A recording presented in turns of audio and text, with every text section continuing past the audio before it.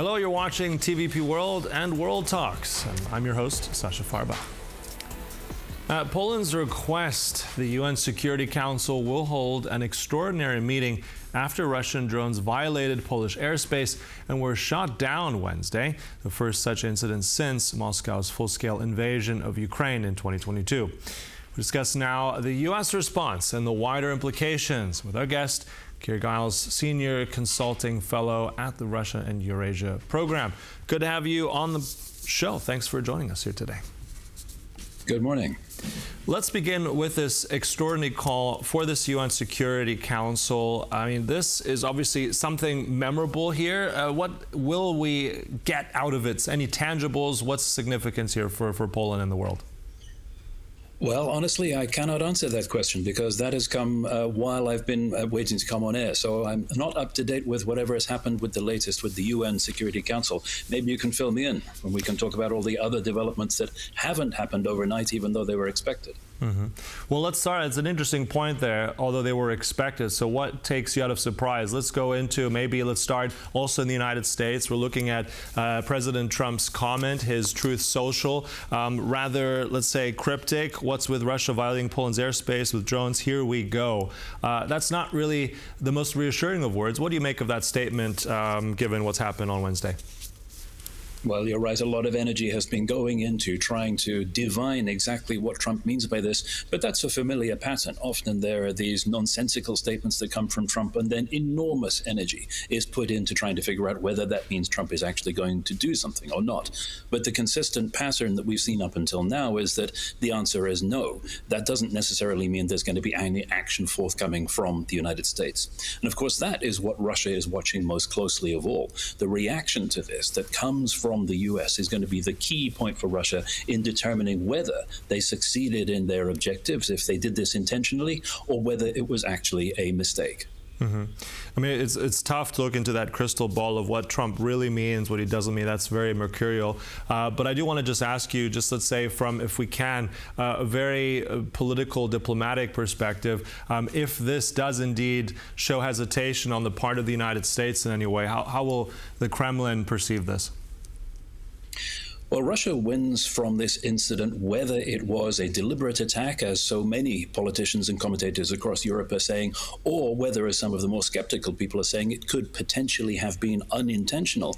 Either way, Russia learns about European and NATO reactions, and it learns about Poland's capacity to deal with this kind of incident. So Russia is ahead, as we speak at the moment, in terms of understanding just how much they can do before provoking a response from Europe and from the United States. Mm-hmm. Now, if it turns out that Europe does, in fact, do something in response which is severely uncomfortable for Russia, that's the best way of ensuring that incidents like this don't happen again in the future. Mm-hmm. But anything that stops short of that, and in particular, a complacent or passive response from the United States, will just confirm for Russia that this is a risk-free venture and they can do it again and more.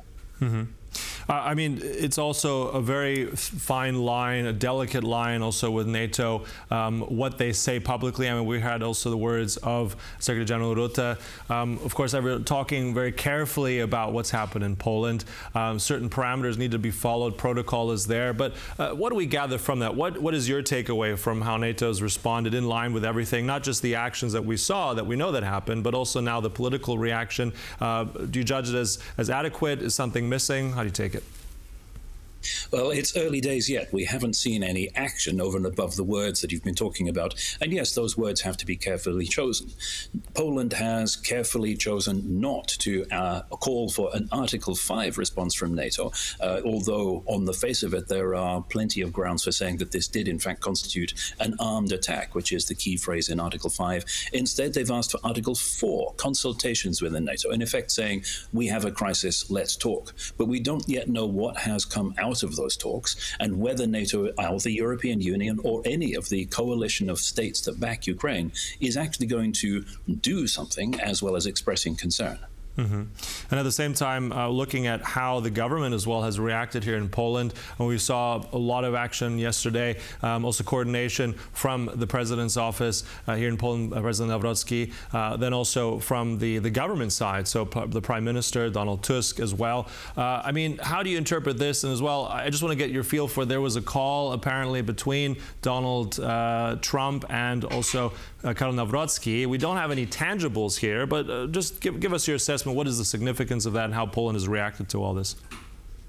Well, Poland has gone into crisis mode quite appropriately because this is a test for Europe, and it's important that Europe does not fail it, just as it's important that the United States recognizes the importance of the moment and does not fail to respond appropriately. There's no guarantee that anything like that is actually going to happen, but Poland can't be faulted for actually putting all of this effort and energy into trying to make sure that its allies and its partners recognize just how serious a moment this is and that something needs to be done.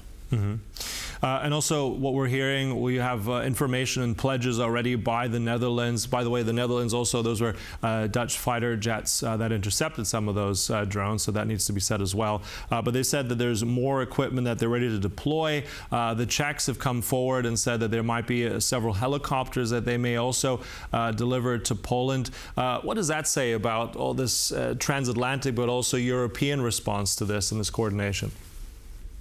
Yes, actually, in the UK as well, the Defense Secretary has instructed that more assets should be forward deployed to Poland. Where exactly they are to come from and what will stop happening as a result of these new deployments is another question that we'll see play out over coming weeks. But yes, you have all of these statements that emphasize the importance of protecting the frontline states like Poland, but at the same time, you have the questions about why Poland was either unable or unwilling to intercept most of these drones. This was a relatively tiny attack compared to the scale of the waves and swarms of drones that flood into Ukraine every night. And yet it seems there was not the capacity within Poland, even with the support from NATO air policing, to deal with it effectively. And that's raised a lot of questions about preparedness for the way Russia wages war, even after it's been on demonstration in Ukraine for more than 3 years. I know that you've done a lot of work in terms of talking about deterrence, looking at how Europe is prepared and how the West is prepared against Russia. Tell us about the next step here, and maybe, as you said, what's missing here in terms of tangible assets that could be put into ground, how fast those could be. I mean, drones, they come in different shapes and sizes, but what is the immediate kind of reaction in terms of deterrence that could protect us going into the future? Well, on the one hand, there's deterrence by denial. There's making sure that the drone attacks will not succeed. And Ukraine has put in place an integrated air and missile defense system, one that can detect and intercept the vast majority of drones. That's something that all countries within range of Russia need. And within range of Russia, of course, applies not just to the frontline states, but to the whole of Europe. And most countries are lagging far behind Ukraine. But also what this needs now is proactive steps that make Russia feel uncomfortable and not willing to repeat this. And one of the proposals that has resurfaced in the wake of this incident is for Sky Shield, is for the forward protection of NATO airspace over Western Ukraine with the use of European NATO air assets in order that these air threats from Russia are dealt with before they arrive in NATO airspace rather than having to deal with them after they've crossed the border, as Poland has had to do now. Interesting you mentioned Sky Shield. That's something that's been pretty much coming together. It started with, I think, 12 nations. That's 24 nations, European nations, Britain included. But also, does this move, again, the needle into this? Does this mean this is going to get new impetus? Because, I mean, the latest I've heard, it was a little bit stuck. We weren't sure. It includes countries as well that are considered neutral, Austria and Switzerland. So is that the answer to all this in terms of deterrence? Well, we may be talking about slightly different things. The Sky Shield proposal was slightly different from the idea of a coalition of the willing to try to assure peace in Ukraine. And, of course, Sky Shield would not have to wait for major combat operations to cease in Ukraine, which is the idea behind these 26 nations that have now come together, saying that they are willing to be involved to some extent or another in ensuring that Russia does not attack again. So this is something that should not wait for the war to end, because not only Ukraine, but Ukraine's neighbors need help before then, not after it. Indeed. And then looking practically now at the near term, there's a lot that should be done at this point, but what are your main recommendations, if you could, if now policymakers were listening to you, not just in Poland, but NATO and across the Atlantic? It's the same recommendation as always. It is the same principle that always applies to dealing with Russia. The response has to be not diplomatic niceties, but something that Russia actually recognizes as a cost and a consequence and a downside to doing this. Because without that, all of the efforts are futile. It has to be something that Russia finds uncomfortable in order to dissuade Russia from doing it again. I want to ask you a little bit on more of the tangibles there. I mean, we're looking here in terms of more assets on the ground. Are we looking at economic elements, all of them? Give us a little bit more detail on what you mean.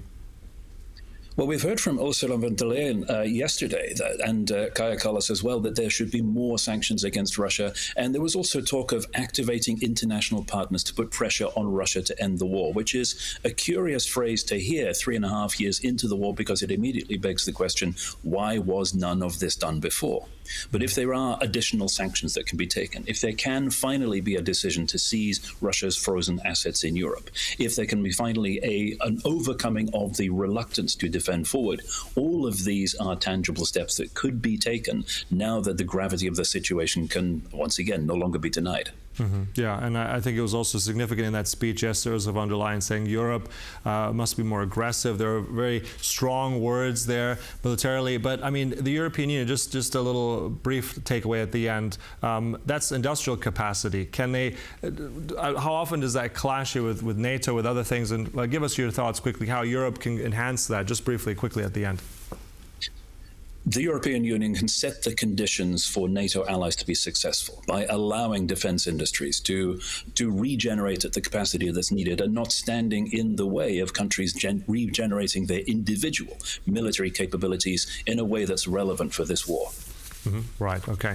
Well, look, lots to look at there, and also critically what comes next, but I really appreciate all that insight today. Thank you so much. That was our guest here, Keir, Giles. Thank you. Thank you. And thank you for joining us. That concludes World Talks, but much more coming up, so stay tuned on TVP World.